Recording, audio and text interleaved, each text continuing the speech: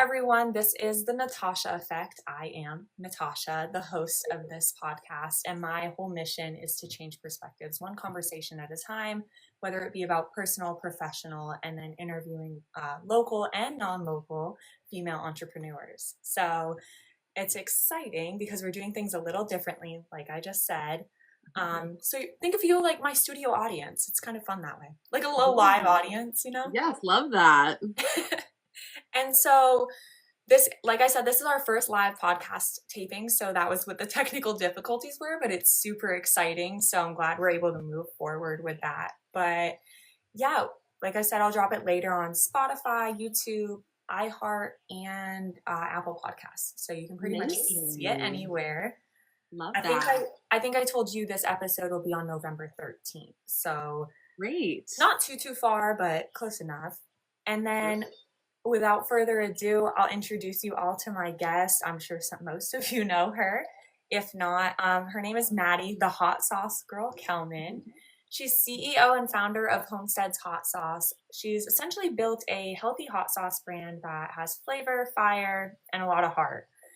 And she's also a fellow Blocks alum, if you all know what that is. We'll discuss it a little bit more later. I'd love to hear your take on that. So you already know it's going to be a real conversation about true entrepreneurship and really what it takes to get there. Yes, absolutely.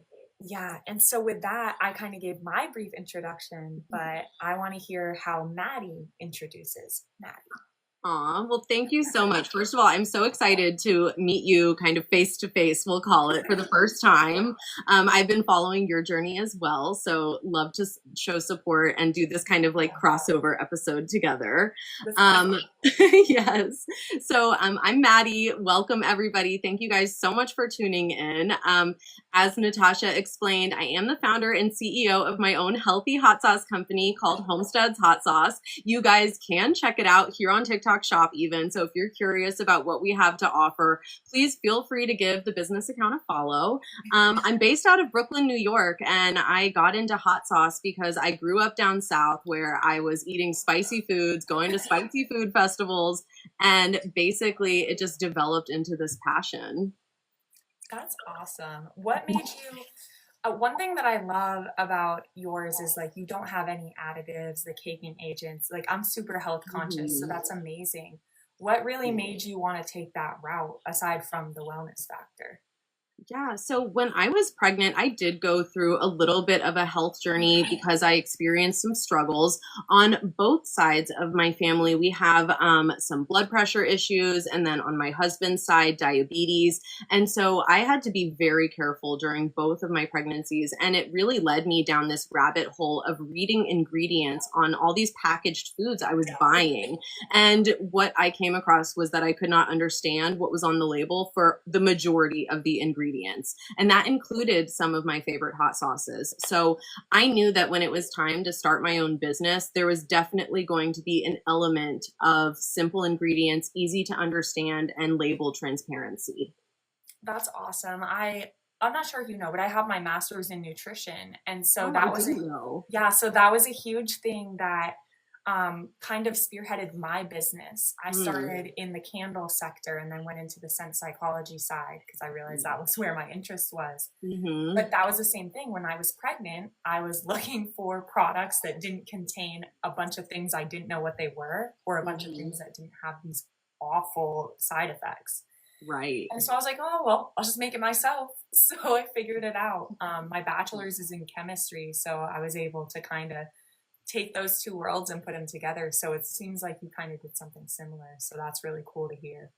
But yeah, I remember we ordered some and I was reading the label and I was like, oh, I love this. I know everything that's in here. And I love that you're, what do you call it? Garden to bottle? Is that? Yes, we say seed to bottle. But garden to bottle also. Basically, we have one very special craft hot sauce where we grow our own peppers. So I'm very passionate about hot sauce. So it's not just like making the sauce, but also I got very interested in growing the peppers and the process behind growing. So our seed to bottle hot sauce, literally I grow the peppers myself in our own garden and then bottle it into limited edition craft hot sauces. What's that one called? Or is it? That one's called Secret Garden, and it is popular. Yeah, a little secret garden. art in action. That's cute. I like that one. Okay. Thanks. So, moving into that, how long ago did you start your business? Well, Or the business has been going for about 3 years, but there was a lot of BTS stuff going on before we made the official kind of paperwork and things like that. And then even after we really got like all the documents in order, there was a ton of work to do, whether it was building the brand, creating the recipes, getting FDA approval, trademarks, and then launching on e-commerce. So there was a lot of steps along the way, but I would say the business has been very active for the last 2 years. Very active for the last 2 years. Yeah. Yeah, that sounds like a lot. But But it's like kind of a crazy list when you do it like that. right, you never realize everything that you went through and everything that you've been doing until you're like, oh damn, I'm not running out of stuff to say yet. That's so true. It's like when someone asks me that and I like my list keeps going and I'm like, wait a minute, I need to stop talking now. This list is getting too long. Like, all right, we'll cut it off. We have a limit here. No, but it's amazing to kind of hear that. I talk about that. I'm in the middle of writing my book as well, and so Wow, congrats. thank you. That's been a journey. Finding time to do it has been the journey. But Oh yeah. like I know Relatable. exactly what I want to do. Like it is what it is. But in there, I talk about listing your accomplishments because sometimes we forget everything we've been through and everything that we've done. And so we don't feel like we're far enough. We don't feel like we're doing enough. And so sometimes I'm like, dang, I'm only 29 and I've accomplished this long laundry list, like you were just Yeah. saying. And then so it's nice to go back and look at that. So I feel Yeah, like you're that's right. what you were doing right now. Yeah, you're right. I think it is nice actually to reflect a little bit because like as you were saying, kind of like when you're in the midst of the storm or in the midst of the journey, it's kind of like you get a little bit lost, but then all of a sudden you like look back and you're like, wow, I did come a long way actually. Like you look back at where you were a year ago and now, and you're like, Yes, exactly. wow, that's crazy. I would have never imagined. Even with myself, we'll segue into kind of the block situation. Yes. I think you were the season before me, correct? Yeah, I was season 17. Oh, okay. So you were a little while ago, it seems, right? Yeah. So I think ours was filming for season 22. Yeah, 22. So a little bit after you. But even when we were filming for that, and we filmed this past May, my business since filming that, then we've completely pivoted. But we pivoted based on the conversations and what we learned there. Yeah. So at that point in time, actually, when I applied, we were a candle business. Wow. Then by the time we filmed the show, we were moving into like event planning, nervous system regulation, that type of like not so crazy, unhealthy events, like all the vendors and everything would be healthy, that aspect. Then I moved into the consulting side, which is where I'm at now with the business branding of the sense psychology. So it was really like such a crazy journey, but the blocks helped me realize like, okay, this is actually where I want to be. And this is actually what I'm trying to do, but I'm not. So I feel like our experiences were a little different, but obviously it taught you a lot of where you're at now. So Yes, the blocks was amazing.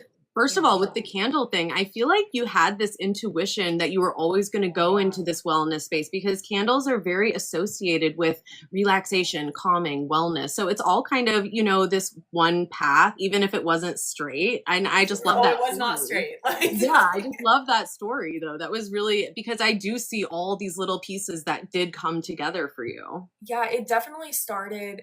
It was kind of, I tell everyone it was like my foot in the door, right? I was pregnant at the time. So like I knew we wanted a business. I couldn't really do very much. So a product was the easiest way into that. Yes, relatable. Yeah, and now I've kind of moved into a service, which it has its own challenges. So now I'm navigating that side of things, which has been a journey in and of itself. But yeah, so it really, like, I'm so thankful for that experience. Like it tested me, let me tell you. Yeah. But I guess I'll kind of just ask you, what do you feel like you kind of learned from that experience? Well, I learned a lot. The blocks, so first of all, the blocks was a very awakening moment for me, just like I think many people who go there experience the same similar kind of, whether it's spiritual or mental or emotional, there is an awakening that occurs when you're in this high pressure environment with people who are so like-minded. And then there's this competitive aspect. So it was very, for me, very life changing, very awakening. I definitely feel like I stepped into my power the week that I was there. I would like to just say, like, I hardly ever talk about it, but I was my season 17 winner runner up. So I'm very proud of that. I did a lot of really hard work there.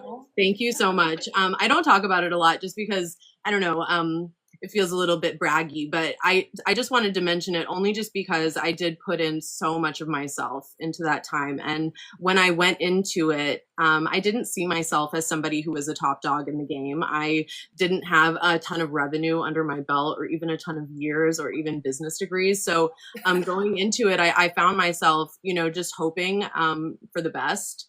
And then once I got into it and I realized that I really did have some knowledge and also a little bit of skin in the game when it came to competitiveness, I really kind of dug in deep, and I dug in deep into myself. I stepped into the role of the hot sauce girl while I was there.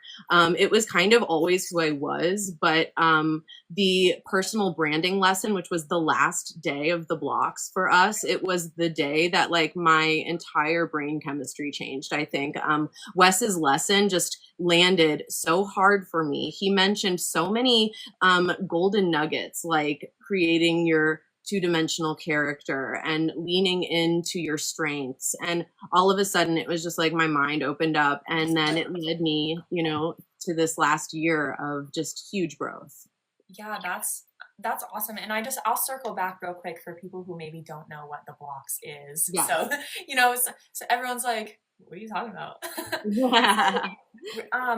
Essentially the blocks is like a live-in competition for entrepreneurs, and there's 100 other businesses, well, you and 99 others, so 100 businesses, and you're competing against each other in this like week-long boot camp.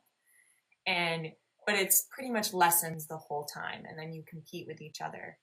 And for you did very well. For me, I took away something, not obviously on that side, but I took away the lessons of pivoting my business. So at the end of the day, if it's come across your socials, if you see it, you've heard of it, and you were on the fence about it, I would 100% do it. Yeah, definitely. It was something, it really reminded me of the military, like that, being so close together and building those bonds. Everyone's always like, oh, you guys are so close in terms of the military. And it's because we do the same exact thing. We are going through the same, we'll call it trauma. We're going through the same traumas and the same tribulations, and we're around like-minded people. So you're getting that same exposure. So you do create a unique bond that you will never have with anybody else. And that unless someone has gone through this experience, they don't understand it either. Yes, I talk about it all day, but yeah, it was so fun. And honestly, like the friends that I've made through my own season and beyond have been amazing. And I keep learning, from lessons that I had there. So definitely a 10 out of 10 for me. Yeah, I would even say like I remember like the day, I'll pull it up now, like the day on the flight home, I made a post, and it was like, the 5 things that I learned being on the blocks. And I said, number 1 was that growth begins at the end of your comfort zone. Number 2 was confidence isn't a feeling, it's a decision. Number 3 was what didn't go right maybe taught me more than what did. Yeah. Let me tell you, there were a lot of not rights. Yeah. I never felt so dumb in my life. That's so but funny. I came out on, on the other side. Number 4 was God in your circle will carry you when you can't. I had to lean on the people around me because it was something I'd never been through before. Yeah. And then the last one was change isn't the enemy. Staying stuck is. Outgrowing people and plans. That's the good thing, and that's growth. And I will say, everyone tells me like when I came back, they're like, oh my God, you changed so much. And I was like, really? But I guess maybe it was just that, like you said, your brain chemistry changed. There was that shift. Yeah. And it truly was like an awakening, like, okay, I need to do this, this, and that. And mine too was like the branding lesson. I came home and was like, okay, I need to separate business and personal and then integrate them as well. So that was definitely a hard lesson for me as well. Yeah, That's so many lessons. You know, the other lesson I just want to mention that was super amazing for me was actually something a little bit more educational, like analytical, not so much about like social media and stuff, but it was learning about the funnel online for our websites. I designed my own website in the beginning and it was just like all backwards and wrong. And I knew that, but I didn't know why and I didn't know how to fix it. And so that lesson was very helpful for me. And I'm very proud of our website now. So that's just like a little tech thing that came out of the blocks, but I'm very proud of what I learned there about that. Yeah, I think the worst one for me, you laugh, but the one where I was like, I just felt like I got punched in the face, like, was valuation. Oh.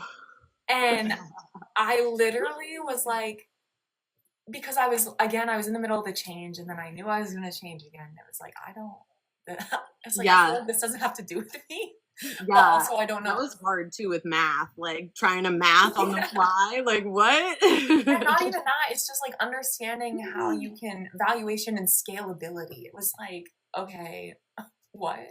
Yeah. Yeah, that was such a hard day for me too, I have to admit. Like, I am not a math girly, but I'm doing my best. Doing my best. So let me get my calculator really quick. Yeah. But yeah, that day, like, you know when you just feel defeated after you present? So that was my day. Yeah. That was mine. I was like, oh, we can just go home now. This is not... That was embarrassing. But I learned, like I said, I learned more from what went wrong than what went right. So that day probably actually taught me the most. And not only just in the aspect of knowledge, in the aspect of like myself. I realized in that moment that I don't like to not know what's going on. I didn't like not knowing the answer. I didn't like not understanding.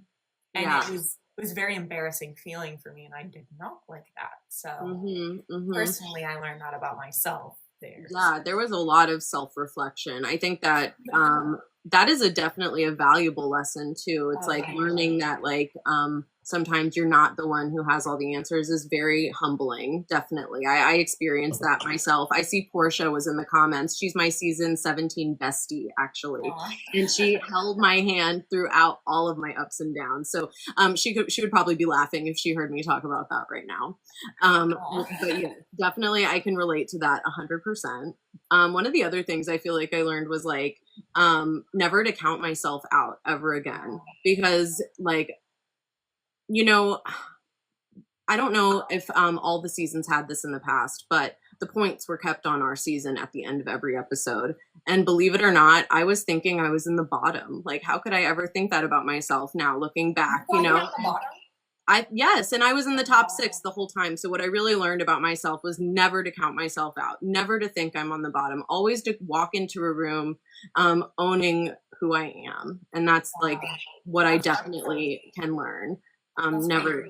Yeah, it is crazy. It's crazy. I agree. It's crazy. It's like you really don't. I think that's the aspect of it is, I mean, you don't know where you are. But for you to think that you're truly in the bottom, that's crazy. Yeah, I mean, I guess it's like, you know, who I was a year and a half ago stepping in, you know, is like a completely different person than who I am now. Even though I'm the same person, I think I'm a stronger person. You have a better understanding of yourself and your business. And that really is what the purpose is. And so that's been me every single day. It feels like between the podcast, which is important to me, and then between I run a women's networking group, and then between my own business as well, it has been a journey.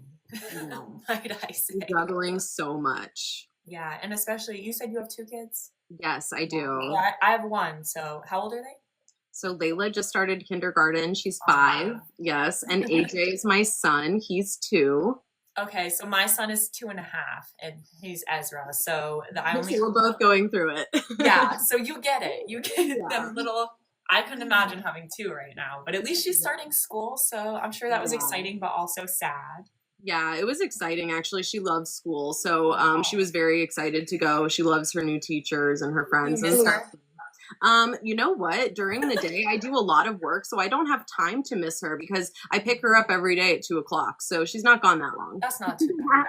Yeah, I take advantage of those hours for sure, for sure. That's good though, and that definitely gives you a lot of like a lot more free time to kind of get stuff done that you normally would have Yeah. to be like, stop it.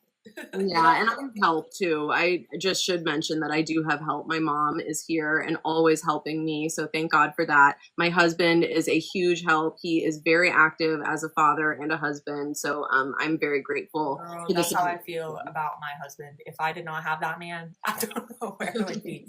For Yeah. example, like right now, so I can do my podcast whenever I film one. He actually takes my son to the gym and like they watch him at the daycare there and he gets his workout done. So it Yes, gives me like that's amazing. solid time to like just be alone and not have to worry about, oh my God, he might run in or, you know, that. But that's the reality of entrepreneurship and motherhood at Hmm. the same time. And so that's a Yeah. really good segue into that. Hmm. Um, I know you mentioned to me like people often don't talk about the hard side of entrepreneurship, which I think is everybody. Um, Especially as moms, I think we do have it a little bit more difficult. So Yeah, she's like, speak of them. I know. So um, I do think we have it a little bit more difficult in that aspect. So, what is something that you wish more people talked about in terms of entrepreneurship that doesn't normally get, it's not normally overlooked? I would say just like the multitasking that we go through as entrepreneurs is very difficult because even as moms, you know, we do multitask a lot, but then it's not just our personal life with our business life. It's also multitasking across platforms and trying to keep a calendar. So for me, it's definitely the most high stress is just trying to keep, you know, everything on schedule and you know running smoothly. The other thing I will say is that I had a really huge issue with my tech last night, and I have to admit when the tech goes wrong, it is very emotional for me. So that's just one like little funny detail, but yes, when the Not tech goes emotional. wrong it is not good. Yeah, I couldn't live without my shared calendar. Like between like the kids, the husband, appointments, business meetings, podcasts, I would die without my Yes, calendar. yes, I feel like I'm just like losing my mind sometimes. Just sometimes. No, Yeah. I really feel like people too much glamorize entrepreneurship, which when you get there, it's amazing, yes. But too many people want to skip to the 2 p.m. Mai Tai by the pool on a Tuesday, Hmm. but they don't want to put in the work to get to that. They just see, oh, Yeah. at 2 p.m. they're just doing nothing. Like, Hmm. but they don't see I was just up until Yeah. 2 a.m. running sponsorship calls and business calls and reaching Mhm. out and tech and Yeah, stuff for and sure. social media. Oh my gosh, that's the I that's would like my say that time killer. yeah, I would also say that there's like one other big sacrifice that I've had to make. When you like are building a brand and a business up, it takes all of you. It takes all of your attention, all of your emotions, all of your time. And that multitasking, it's like you're splitting it between the attention that your family deserves and that your business deserves. And just from my perspective with a little bit of mom guilt, I do feel guilty about the time that I have to spend um or missed pickups from school or missed drop offs or something. That is something, even lately, I feel like has been weighing on me. So that is a hard side of entrepreneurship, knowing that you have to throw everything into your business, everything all the time, I and then having to balance, you know, the other side I of it. literally talked about that in like I think it was a solo podcast not too long ago about like I have such mom guilt. Like Yeah. my son will be playing and I know like he has an amazing life. I know that. I know he gets all Hmm. the love in the world, but I still can't help but feeling that when I'm like on my phone trying to book Yeah. appointments and post content and make these Hmm. appointments and he's just wanting to play and I'm like, oh my So God, I work relatable. right Yes. now. So and it's Yeah. like I'm you going through really that too. you can't split it, like you can't half ass your Hmm. business but someone is going to have to suffer at that point in time, which I think comes back to having a really supportive partner. Like without him, I honestly wouldn't be able to do half the things that I'm getting done right now. So Yeah, that's true. That's definitely true. Yeah, so relatable what you said. I'm definitely going through the same thing. I mean, we've got kids around the same age at I this think age. that's the part too, is the age. It's like Yeah. you really want to be like they're a little cuddly, they're in their toddler, like the fun age, running around. So it's like Yes. ah. Yes, it is. It is. And like, of course, like the hours are not set hours when you're an entrepreneur. The hours right now for me are 24/7. It's not always going to be like this, of course. I'm still in early stages of business. And so, in the future, it might not always be this way, but like right now it does feel 24/7. And so, with that, like sometimes like I'm staying up late working and my husband's doing bedtime. And I do feel sad about that sometimes. Yeah, I like Lewis, which is my husband, will try and put Ezra to bed. And it's like, I always, like, that's something I look forward to. And I'm like, no, I'll do it. And then it's like, you're so tired, but you want to be there for that. Yeah. Even yesterday, I spent literally, I left my house at like, maybe 10-ish. I had some morning meetings, and then I left my house and was doing branding content and branding photo shoots for like 4 or 5 hours. And then I had to go to a networking event all the way in Tampa, which is about like an hour drive for me. So it was just, and then I get back to like 9 at night, and then I had to prep for this morning. And so it was like, oh my gosh, what? Can I have a day off? It's like, but there's no days off. That's the thing. Like a 9 to 5, you can clock out. I can't clock out from this. Yeah, but even like it's like no days off, even like as a mom, you know what I mean? So like even if you did have a regular 9 to 5 girl, there's still no days off. You know what I'm saying? Yeah, but at least like when you're doing, I'm not meant for a 9 to 5, but if you were, me neither. At least if you were in a 9 to 5 though, you definitely have like, you can shut it off. You know what I mean? Like you can shut your brain off and then move. But I know, I'm sure with you too, because you're very creative. So I feel like when I go to sleep, like I'll literally think of the most random thing. And then I'm like, all right, I got to do this right now.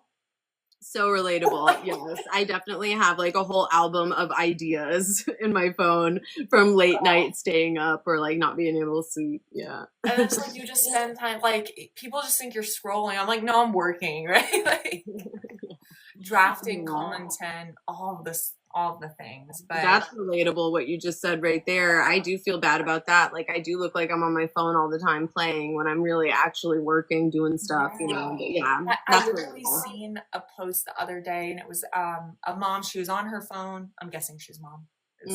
But she was on her phone, and like in the background, like her kids were playing or whatever at the park. And the caption was, let me think how she had it worded. It pretty much just said, oh, they think I'm just on my phone, but really I'm building my empire. Right. And pretty much it was her running her business, and she makes 6-7 figure business, but people are just assuming she's not watching or paying attention to her kids. And I feel like that's a bias that we, like I said, as female entrepreneurs get all the time, especially if you do have kids. Because when I take my son to the park, I do take advantage of that time to be on my phone and do this. And don't get me wrong, we have solo time where I'll put my phone away and do that. Yes. But when you have to get that stuff done or someone important calls and you can't miss it, like it is what it is. Yep. Exactly. But people on the outside looking in are only going to see what they want to see. It's a perceived I agree. bias. Yes. And I feel like as moms, like we just feel that even a little bit extra, it's like that guilt again, that's like crawling back up, a little bit. But I think that for both of us, especially like as our kids age up a little bit, like being able to split it up or divide like the work life, especially as our businesses grow. It's like almost like you and I are almost like parallel. Like our kids are getting raised at the same time as our businesses, on the same. And it's like as everything gets a little older together, it'll get like more simple for us, I feel like. Yeah, well, that's the goal. And what I see people too is people don't realize like raising a business is like raising a kid as well. I mean, they start in their infancy stage, especially if you're doing something ground up, especially if you're doing something brand new. Like the idea in the field that I work in, scent psychology, it's not like I can just go find another one of me somewhere else and be like, hey. And I mean, a similar idea, like you said, a lot of the hot sauces, like they all have all their agents to make them last longer and all these other things. So it's just like, if you're doing something truly entrepreneurial, then you're going to have to face those challenges. And so I think it just, sometimes it is what it is. But like you said, as they grow, we'll have more time. So. Yes, definitely. Yeah. I mean, there's definitely been a lot of entrepreneurial challenges for sure, like navigating, you know, especially because like, I feel like, navigating all of this, I'm like learning everything for the first time, you know? So it's like this huge learning curve and learning experience. So it's like, I'm crash course learning and then putting into action, crash course learning and then putting into action. It's like this, like kind of never ending, you know, there's no walk, run, or no crawl, walk, run. Yeah. It's truly just run. Yeah. Exactly. Like there's no like learning. Yeah. And I know real time. Yeah. And I know at least for me, it's not like I can go ask my mom or another family member, like, hey, how do you do this? Because they haven't done it. And so it comes down to that, like for me, more of those generational curse aspects is like trying to move past those. And so it's even like we own 2 homes and I had to go through the process of renting the other one out. I couldn't call my mom or a family member and be like, yeah, what should I do? What's the process for this? Yeah. Because they haven't done it. And so it's like, okay, I have to be the one to set the blueprint essentially for next to come. So that's hard too, I think. Yeah, definitely. It's like all new. We're learning together, as you've seen this morning with our technical. Yeah, but we figured it out. Like, for real. It only took us a few minutes, so I'm proud of us. Yes, me too. Me too. It was just on the setting screen. We got it. But yeah, I want to get more into your element of the hot sauce a little bit. Okay. She said, I love to talk about hot sauce. Perfect. You know it. So, I wanted to talk about, people think that it's truly just like a flavor. And I know I've kind of mentioned to you when I made my post about associating the adrenaline and the scent psychology side of it. Because it triggers the same adrenaline, endorphins, and those like feel good chemicals that scent does. So I was just curious, when you're coming up with like your new flavors or new, I guess we'll call them flavors. New lines, we'll call them. Yeah. When you're creating those, do you think about how you want people to feel when they taste it? Is that something that you take into consideration? Or how do you come up with what you choose to flavor? Okay, so originally we had an idea of what we wanted going forward. So it was actually based off of an original recipe by my husband's grandmother in Russia. So when we started the original line, we definitely had inspiration from a generational recipe.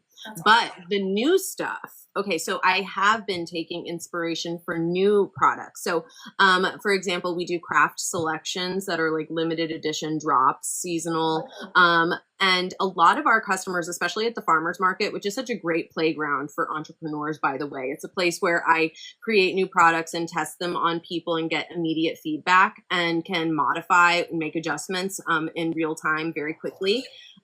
So at the farmers market, I've been getting a lot of feedback. They want something spicy. Like our customers have recently wanted to feel the heat. You know what I mean? And originally when we first started, we had a lot of customers who were like, oh, mild, please, I'm scared. But I guess as like they've grown with us, or we've had new customers, you know, join the Homestead's family, people are really asking for more heat, which is why we went in the direction for our Halloween hot sauce to do a ghost pepper style with like a heavy garlic kick, to kind of give the people what they want. Yeah, and like you said, it is a great, when I was doing candles and we would do markets, that was something we experienced a lot with new drops or new ideas, because you're right, that's the perfect place to do it, because like that's what people go there for. They go there for new, unique products. So I'm glad that you pointed that out and said that. That's cool. Do you still maintain like the original, the generational recipe and like your that side? Yeah. Yes, our original line. You will know that it's the original line because it has the original cream background label. So the very first Homestead's hot sauce was green chili hot sauce. So that was the original recipe that kind of started it all. For people who are familiar with Eastern European culture, there is a type of like kebab or grilled meat that they call shashlik, and they have a special spicy sauce that goes with it. And my husband's grandmother grew her own peppers and tomatoes in her own garden and created like a fresh version of what we have, which is shelf stable. So we took that original recipe and modified it. And then when it was time to expand the line and create more, we kind of took that original recipe as like a blueprint and then changed out pepper ingredients and things like that. So there was a formula. Cool. So you have like, you keep your base the same. Yeah, like there's like essentially a formula, and then speaking my language, Miss Chemistry. Yes. Actually, I felt very sciencey when I became a hot sauce maker because part of the getup, of course, is like goggles and like hairnet and like kind of coat for protection. So yes, I was in my science girl era. That's cute. I love that. And that's the same with like me when I'm making candles, like I look like a straight up chemist. I'm over here with little oils, like mind your business. It's giving. But I love it. I truly do. And I love the fact that it's healthy and that you've maintained something like generational. That's because that's something that's gonna last past you. Thank you. That's the goal, right? Yes. I mean, I'm hoping that Homesteads will become a legacy, you know, for my family and kind of, you know, something to leave behind. Are you always going to do, because you do online sales, right? Mostly? Yeah. Okay. Well, we do grocery stores and retail, but I have been pivoting heavily into live stream sales, and I am about 30 days in exactly now. And the data I've collected is just like exciting. So much potential, so much excitement. I am just like, you know, almost like what's like a horse when they're like at the race and they're like chomping at the bit to like get at it. That's me, because like I'm like really loving where it's going, where the data is, you know, projecting. It's very exciting. Yeah, I know. I started, or like when I seen you were starting to be more active on TikTok, because I always seen you on Instagram and Facebook and that side. My favorite. And then I saw, I think when I was looking, like you had like 200 something followers on TikTok. Yeah. It was like 250 something. And that was when like you said, a month ago. And like, so I've been following your journey, I told you. And so I've seen that growth. So that's awesome. And truly a testament to what you're doing. That consistency truly is the key for that. And I'm so happy that it's working for you. Thank you so much for pointing that out about my followers, by the way. I am so glad that you said that, because actually I do track that as well. It's part of the data collection. But the fact that you said that, yes, the beginning of my journey, just literally 30 days ago, I had like about 240, 250, as you mentioned. And then now today it's over 1,500, close to 16, I think. And those numbers alone, I mean, if you can see like just projecting for what it could be a month from now and then 6 months from now, yeah, it's very encouraging for Homesteads. Very encouraging. Yeah, actually, it was something that truly, I was seeing you be very consistent with it. And I'm consistent on other platforms, but I've always kind of been afraid of live or afraid of TikTok. And it wasn't, it was like back in June, I went and visited my sister in North Carolina. And I was like, okay, you know what? Let me check my followers. Okay, I'm here. And not quite the growth you've had, but I haven't been on live and consistent like that. But just from June to now, I've doubled my followers. And so it truly is about showing up. And even just watching you be on there, I'm like, you know what? Like I always see your little notification, okay, she's on live. I'm like, dang, I gotta go get my life together. I gotta go get on live or something. So that was it was a motivator behind even doing this. It was really like, we had tried a bunch of different virtual platforms that we were like, because I wanted to interview people that weren't local. It just gives me a broader reach and gives people another place for their voice. And we tried like the Zoom and the Google Meet and there's like a list of all the other ones, and I just didn't like how it just seemed like a business meeting. I hate it. Yeah. Whereas I was like, you know what? This feels like a FaceTime with a friend, which is what I want it to be. That's how my podcast is supposed to be, that. Yes. And it truly is just having a conversation, and maybe someone shifts their perspective and takes something away from it. Whether it be other moms that are hearing us talk about mom guilt, or whether it be other entrepreneurs that might be going through the same thing. Just something so simple. So when I was like, oh, okay, she's always on live, and then I have a few other friends too, I'm like, I wonder if we could do it this way. And so you said that you and your husband did live tests together. Same with mine. I'd like call him on live. I'm like, all right, let's see if we can do this. And then we were like, okay, so they save your live for the video. I was like, we already, as you can see here, like the camera, we record video and audio as well. So I was like, well, let's just have TikTok do the work for me. Yeah. And also, I'm able to now track analytics as well. So on the live ones we do, we'll download it, we'll cut it, we'll put it where it needs to go. But I was actually truly kind of inspired by you to do this, go this route. I don't know any other podcast that's doing this. So just know people are watching you and people are following you. And that so means a lot. Yeah. That really, really means a lot. Honestly, you just like kind of made my day.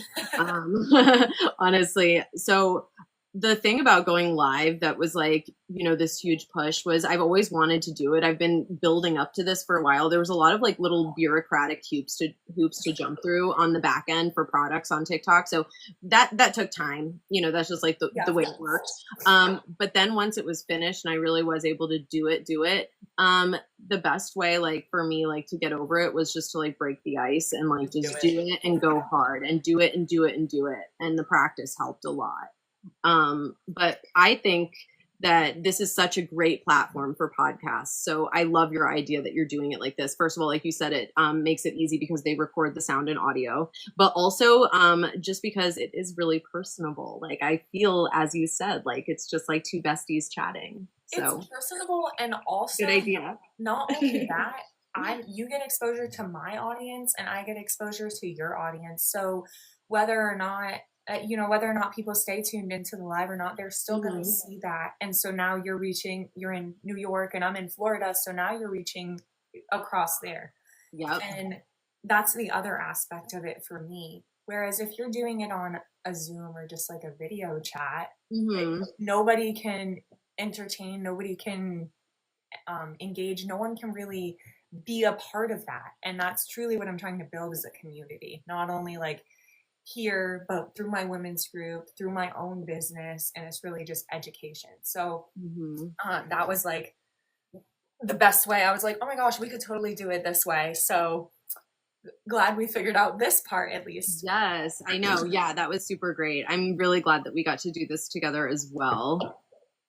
Yeah, it's honestly, like I said, I was super excited to do this one and talk with you, Maddy, just because you really are like I said, I have been watching your growth. I tell my husband all the time, I'm like, oh my God, look at Maddy's followers. Oh my God, look at her. Like, and so he's probably so sick of me talking about it, but whatever. But it truly is a testament to what you're doing. So it is working. And I know you might feel overwhelmed and tired, but if I'm watching you, other people are watching you. And so even actually, I will tell you this, even Shannon, which was from my season, she said, yeah, have you thought about having you on the podcast? She's like, she's getting out there and she's getting really well known. She's blowing up. So other people are watching you. So just know what you're doing is working. Shout out to Shannon. She is from my hometown, by the way. Yeah, so she lives in St. Augustine. We bonded over that right away. Awesome. I really hope that one day when I visit Florida, you, me, she can all connect in real life. Make it happen. Yeah. Yes, absolutely. 3 Florida girls reunited for the first time, though. Yeah, we want to put together. We touched on it. She tried to do it when we finished our season, like a little reunion type thing. But then everyone just got super busy right when we got back. So we touched on it on a phone call not too long ago about inviting like other people that we've connected from other seasons and just meeting in like a central location in Florida or something. And so To be determined. We're gonna Yeah, make it happen. would We're love gonna make that. it happen. She said Yes, you're home around the absolutely. holidays, so we'll have to figure out that, and we'll try and make it Yeah, happen. it would be really great, honestly. I I would think love so. I that. think it would be really fun and like really just like they say, blocksters in the wild. Like it would just Yeah. be just nice to catch up and just be people with other Mhm. people that get it. I know. I know. That's what I love about talking to other entrepreneurs, even if it's not like CPG or food and bev. It like doesn't really matter what part of entrepreneurship you're in, whether it's like apps or tech or something. It's like everybody kind of has this shared experience and it's very comforting. I mean, I have to say, talking to people like you who have children the same age as me, going through the same kind of emotions, like it's very comforting knowing that it's normal and what I'm going through is normal and like we're all going through it kind of together. You don't feel crazy. You don't Yeah. feel like you're alone. So Only a that's little crazy sometimes, you know what I oh, mean? just a little. Yeah. But yeah, it really is like just comforting, like you said, to just hear someone else going through the same thing. It makes you Hmm. not crazy. That's all Yeah. you can say about it. But we'll kind of shift a little and say, I know I asked you about some of your like personal interests. So you said you light up talking about pop culture, fashion, Yeah. storytelling, all of those things. So how do you think that those things influence yourself when you went in, like how you show up as your brand and then Mhm. as a creator even? It influences everything I do, I have to admit. Growing up as a theater girly and somebody who loved movies and books and fictional characters and took inspiration from inspirational characters, and I still do. I'm very passionate about my favorite heroes and my favorite books. And so everything I do is kind of inspired by the things that I love, whether it's pop music, or building my brand. I take a lot of inspiration from how musicians build their brands and take a lot of inspiration from that. Color theory is a huge part of how pop stars build their brand. Olivia Rodrigo is a great example. She is so iconic in her purple, which is actually kind of like the color behind me right now. Yeah. But yeah, so pretty much all of my passions inspire me. I mean, I'm a musical theater girly. I mean, even right now, I am giving a little bit of my Dorothy aesthetic right now, which I was was literally gonna say that's who you yeah. remind me of. So like literally, pretty much everything I do is kind of I'm obsessed with these things and I just can't get away from it. So now I'm a hot sauce pop star. And that's I how love it. that's how I'm going to do it. I'm not a singer right now. I'm not an actor right now, but I have, this thing. And so I'm kind of just like mirroring all my favorite people, all my favorite heroes, and just like kind of taking inspiration from it. That's awesome. I never really thought of it that way, but it is true. Like you kind of have to take who inspires you and who you want to be, but music is a great way to look at it that way. It's like they Yeah. truly do show up unapologetically themselves, and Yes. that's something that probably any entrepreneur could learn from. So There is a quote from Lady Gaga where she is literally in her true Lady Gaga form being interviewed, and someone says, like, something like, "Aren't you tired of doing music? Like, don't you ever want to just go chill or hang out with your friends?" And she's like, "No. This is my life. I love music." And I feel relatable to that. When people are like, "Gosh, don't you ever get tired about pitching your brand or talking about your business, or do you ever talk about anything else?" I'm like, no. no, this is what I love. This is what I'm doing. This is how I'm trying to build a legacy, for the family to leave behind. And so I'm just going to go for it. I take a lot of inspiration from Lady Gaga, probably especially. I do love her so much. Her music is amazing, but her herself, her philosophies, her ambitions, her drive, the way she literally did not give up, and just like she's got another clip. She's like, planes, clubs, bars. And I'm like, yes. Like, I know that one. Yeah. So yes, definitely cannot escape the pop love. That's awesome. But I honestly, like thinking just back to that, it's like you said with the personal branding class with Wes and all that stuff, it really does show you like a step into yourself because and even going back to what you said, don't you get tired of talking about it? I think that that's the biggest difference of being around like-minded people because you don't. Like yes, networking and all that stuff, it's exhausting, but it's like a good kind of tired. Hmm. And um I I can learn from listening to other people pitch their businesses. Like I'm going to take something away from that. So I'm always, yes, I'm pitching it all the time, but even on the blocks, you will literally hear, like, you know how you introduce your business when you do your little answer. Every single pod, every single day, mine was different. And it's because I was really trying to see what worked.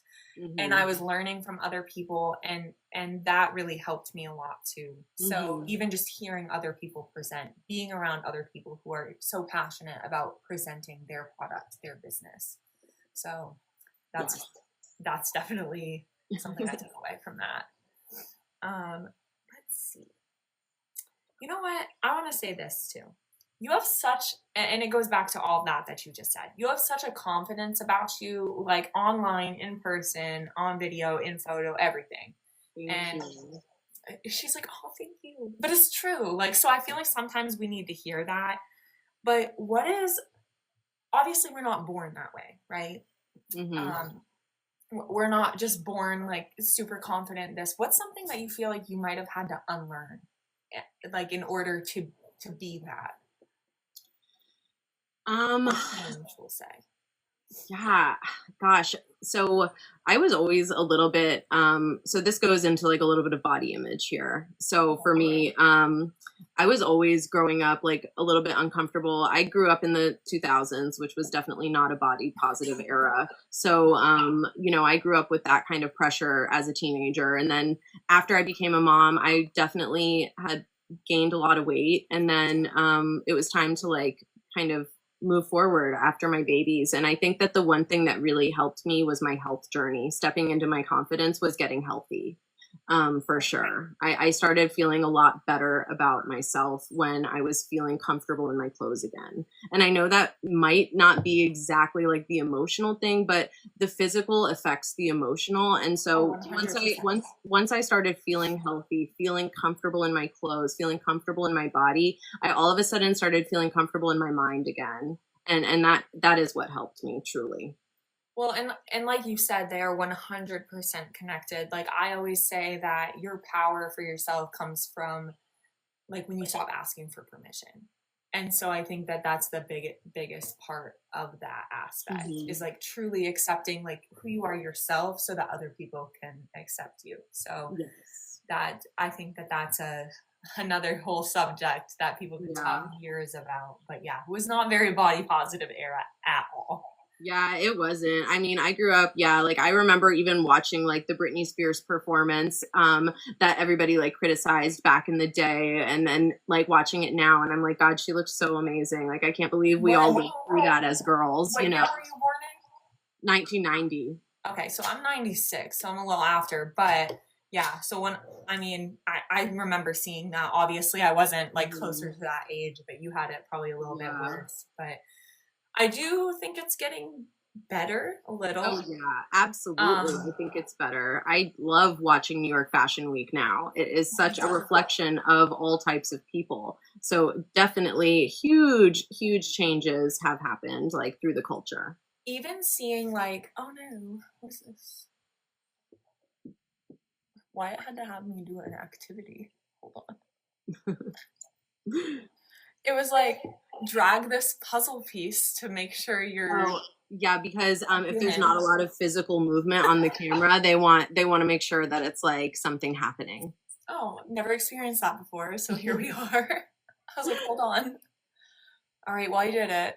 I forgot what I was gonna say. Oh, even with this newer generation, I see it with the kids. I taught as a teacher for years to 6th and 7th graders. And even like just watching the style of clothes change, like we used to be, I know like for me, so probably similar for you, it used to always be about like skinny jeans and crop tops and like just showing everything you can show really. And now they're wearing like flare jeans and full jackets and they're dressing much more modest and more stylish in that aspect. And then even I used to watch America's Next Top Model a lot. Like that was my guilty pleasure. Me too. Yes. That was my guilty pleasure. I loved that show. Jay was fabulous.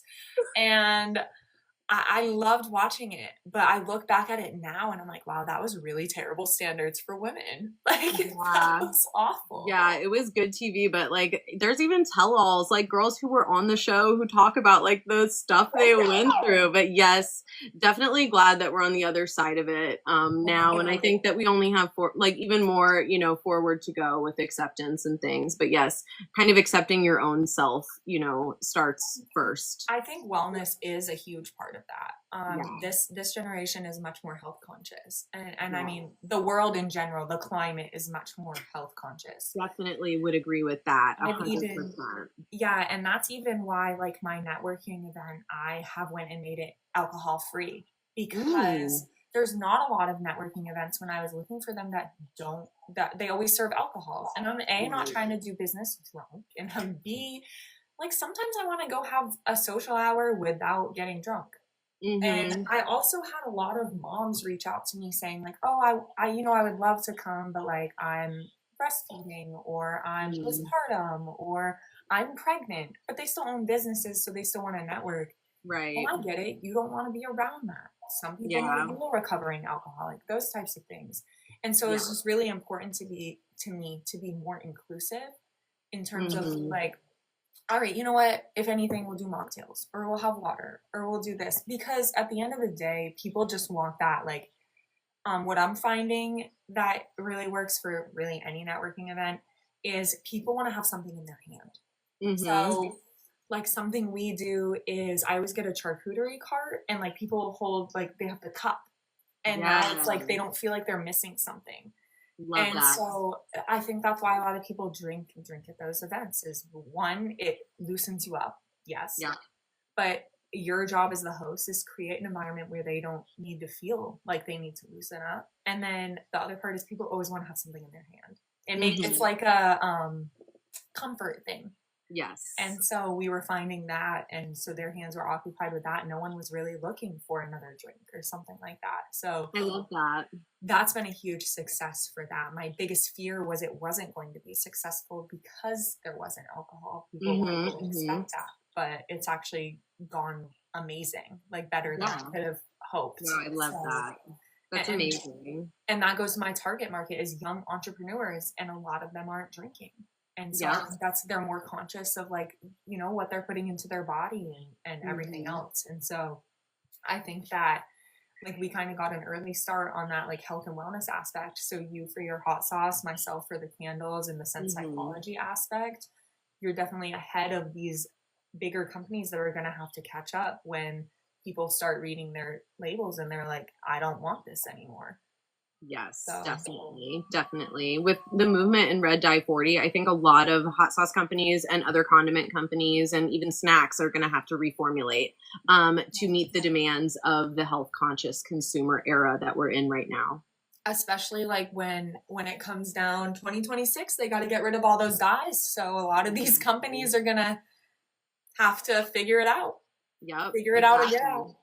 Yeah. So you're ahead of it already. So Yeah, I'm glad that we don't have to deal with that because it wasn't even an option to put that stuff in our products. It wasn't even a consideration for sure. which is amazing, and more companies need to take notes. But Thanks, God. it really is. It's so annoying to go to the grocery store and have to read every single thing in fear that I might give my kid the wrong thing or Mm-hmm. whatever, especially the dyes. It's like Yeah. we're a dye-free house, and it's just so, it's like makes grocery shopping's already a chore. It Mm-hmm. makes it so much harder. And then you're supposed to have Mm-hmm. places like, do you have Aldi there? We Okay, do, but I it's wasn't not sure. super it's not super accessible, but we have it. Okay, so well, and even Aldi is supposed to be like the healthier version, but Yeah. I've found not as many as other grocery stores, but I have Mm-hmm. found products in there that do contain dyes because they started carrying like bigger companies or whatever. Right. And Yep. so it's like, okay, this is supposed to be a safe space, but now you're having to read it there too. But come 2026, hopefully it'll all get figured out. There's gonna be a lot Yeah. of businesses that are gonna be upset about that, but Yeah, but I do feel like it's like a good moment to like encourage people to shop at the farmers market because literally the products that you find at the farmers market, whether it's your breads, your cakes, your cookies, they are actually usually. they're the healthier option anyway. Plus you're supporting local and like kind of, you know, supporting local businesses. So definitely like consider that too. Like I get all my vegetables and tomatoes now when I visit. Well, I work at the farmer's market, so it's a little easier for me, I have to admit. I'm there, you know, I don't have to make the effort to go there extra, but it's just something that like people can think about too, is like considering like getting stuff at the farmer's market instead. Like if you're going to grocery shop, like you said, shop local. I mean, I know sometimes like I'll just get on Google or Eventbrite or whatever and just like, look up local farmers markets, and there's literally always going to be one. I mean, it's just a popular thing right now. Very, very popular. Almost like every day of the week you can probably find one, even if it's like a Wednesday, you know. And they're everywhere. But I love those. Like we'll go to like co-ops, like those types of things to go find fruits, vegetables, whatever. Not as much lately because we've just been so busy, but we're trying to get back into that side of things. It's been a time. Yeah, girl. But toddlers are a time. They don't call them terrible twos or a teenagers. Is what I call mine.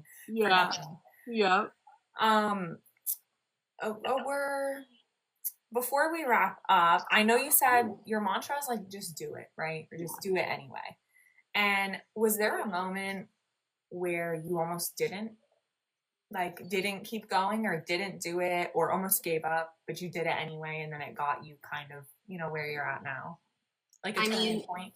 Yeah, I mean, there's definitely been a lot of moments in the business where I have had, you know, that midnight stress where I'm like, why am I doing this? I just should go, you know, get a job, or maybe I should just say F it all, you know? Is it worth it? Yeah. Yeah. You know, especially is it worth it question in those times where I have the mom guilt. That's especially that question is it worth it times, you know? But I have to tell you the truth. I've never actually considered quitting. It's just not in my nature. It's literally not who I am. So even if I have like those moments of doubt, they're not serious and they're not anything that I would, you know, move past with. It's like you just accept that you have the thought and then leave it behind. For me, I do think that many people reach the point of this fork in the road where it's like become too hard, too stressful, too much. And then you have to decide, like, can you keep going? Is it worth it? Or do you stop? And I think that the people who eventually make it to the big level that we all aspire to are the people who reach that moment and then don't quit. Yeah. They keep pushing forward. I hope that person is me.